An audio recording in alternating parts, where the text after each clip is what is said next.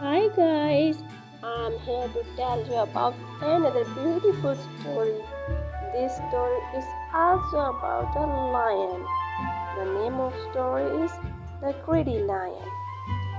One hot summer day, a lion started feeling hungry in the forest. He was starting to hunt for his food when he was met by a rabbit roaming alone. Instead of catching the rabbit, he let it go. A little rabbit cannot satisfy my hunger like this, he said and scoffed. Then a beautiful deer passed by and decided to take his chances.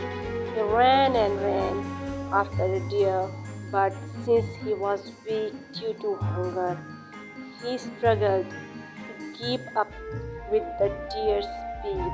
Exhausted and defeated, the lion went back for a while in search of air to feed his stomach, but he left.